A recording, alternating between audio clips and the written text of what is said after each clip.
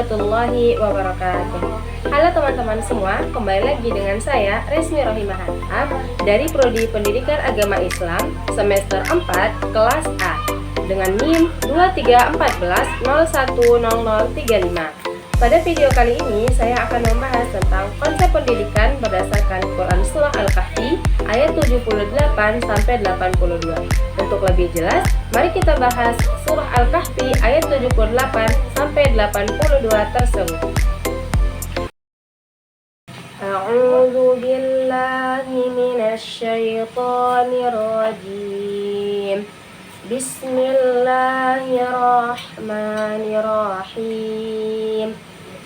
Qala hadza firaqu baini wa bainik sa'unabbi'uka bita'wili ma lam tastati' 'alaihi sabra. Amma as-safinatu fakanat limasakina ya'maluna fil bahri fa'aradtu an a'ibaha wa kana wara'ahum malikun ya'khudhu kulla safinatin ghasba. Wa ammal ghulamu fakana abawahu mu'minaini fakhashina an yurhiqahuma tughyanan wa kufra fa'aradna an yubdilahuma rabbuhuma khairan minhu zakatan wa aqraba ruhma. Wa ammal jidaru fakana li ghulamaini yatimaini fil madinati wa kana tahtahu kanzul lahuma wa kana abuhuma salihan فأراد ربك أن يبلغا أشدهما ويستخرجا كنزهما رحمة من ربك وما فعلته عن أمري ذلك تأويل ما لم تسطع عليه صبرا. Sadaqallahul azim. Dia berkata, inilah perpisahan antara aku dan engkau. Aku akan memberikan penjelasan kepadamu atas perbuatan yang engkau tidak mampu sabar terhadapnya. Adapun perahu itu adalah milik orang miskin yang bekerja di laut. Aku bermaksud merusaknya karena di hadapan mereka ada seorang raja yang akan merampas setiap perahu.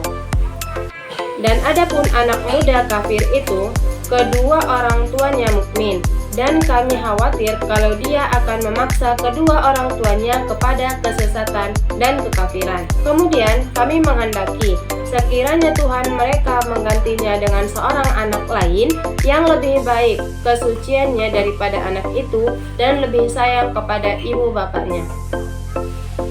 Dan adapun dinding rumah itu adalah milik dua anak yatim di kota itu, yang di bawahnya tersimpan harta bagi mereka berdua, dan ayahnya seorang yang saleh. Maka Tuhanmu menghendaki agar keduanya sampai dewasa dan keduanya mengeluarkan simpanannya itu sebagai rahmat dari Tuhanmu. Apa yang kuperbuat bukan menurut kemauanku sendiri. Itulah keterangan perbuatan-perbuatan yang engkau tidak sabar terhadapnya.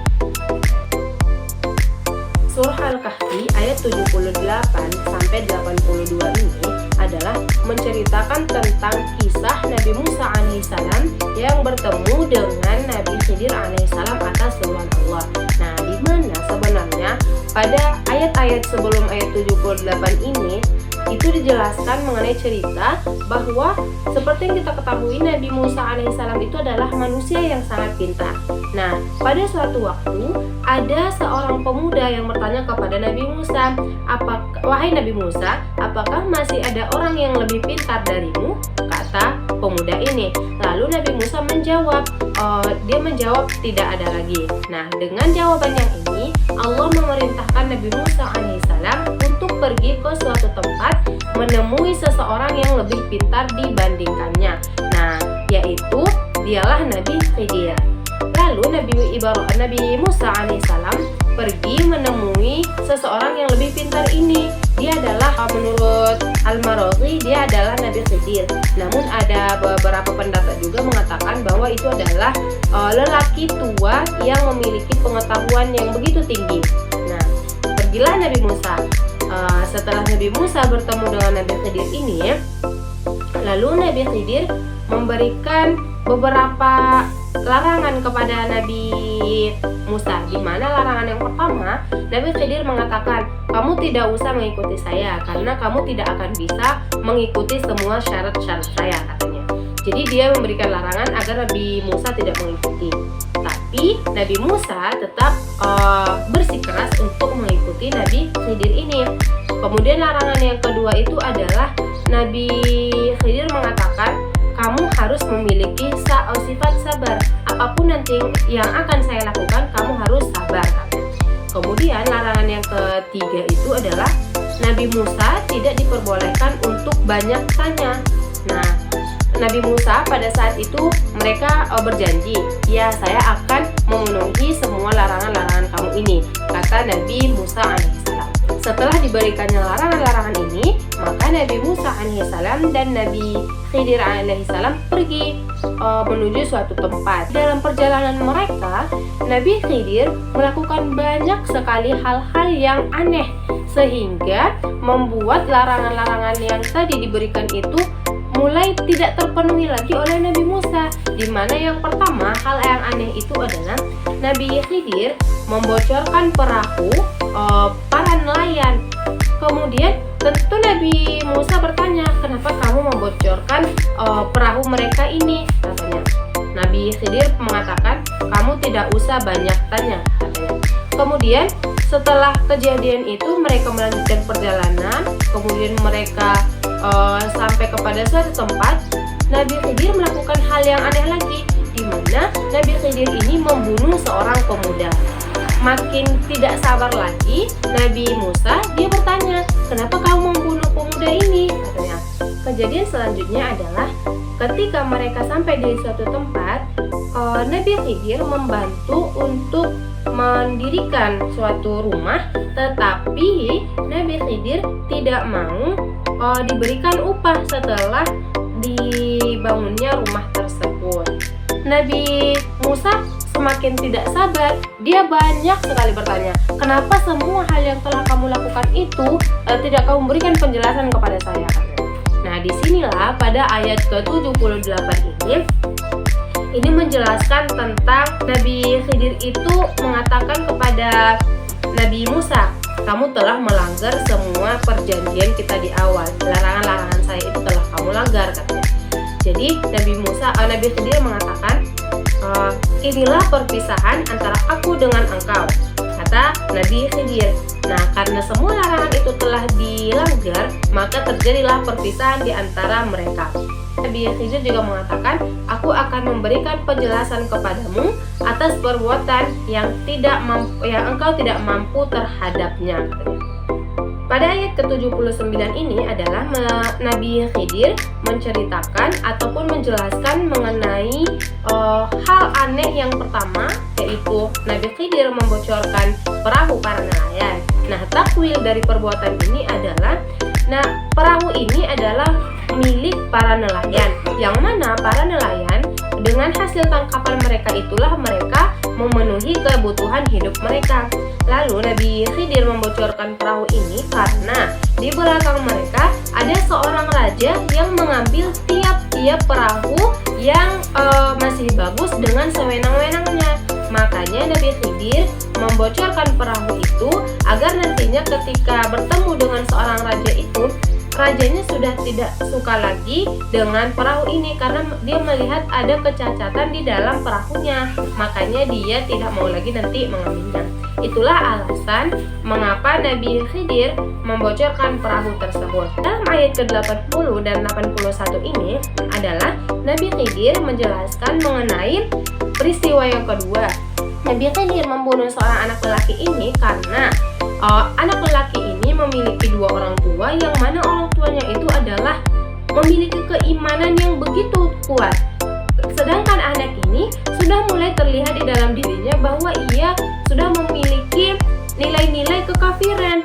Nah, makanya anak ini dibunuh karena takutnya nanti anak ini malah membawa orang tuanya kepada kekufuran dan dia juga durhaka kepada orang tuanya. Dan dalam ayat ke-81-nya itu adalah supaya nanti setelah anak ini dibunuh, Allah juga memberikan pengganti kepada kedua orang tua ini, yaitu anak yang lebih baik dibandingkan anak yang pertama. Kemudian pada ayat ke-82 ini menjelaskan tentang Nabi Khidir yang memberitahukan takwil dari peristiwa yang ketiga, di mana peristiwa yang ketiga itu adalah dinding rumah yang ditegakkan oleh Nabi Khidir itu adalah milik dua orang anak yatim.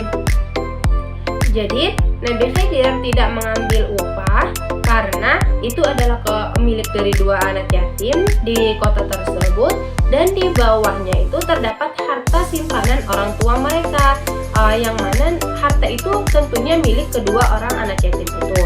Kalau dinding itu roboh, kemungkinan harta simpanan itu ditemukan dan diambil oleh orang yang tidak berhak.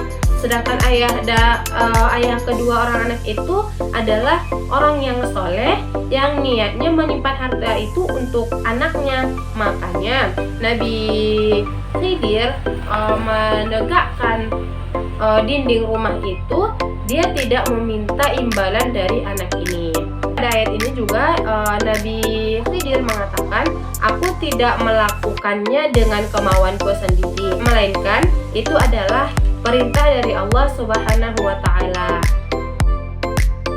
Nilai-nilai pendidikan yang bisa kita ambil dari surah Al-Kahfi ayat 78 sampai 82 ini sangatlah banyak.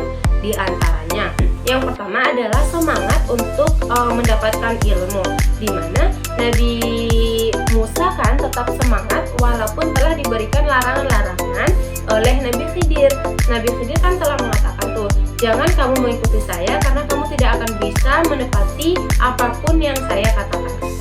Tetapi Nabi Musa tetap bersikeras untuk mengikuti. Nah, di sini sangat jelas sekali semangat dari Nabi Musa alaihissalam tersebut. Kemudian nilai pendidikan yang kedua adalah nilai menepati janji. Nah, di dalam ayat-ayat ini ada janji-janji antara Nabi Khidir dengan Nabi Musa.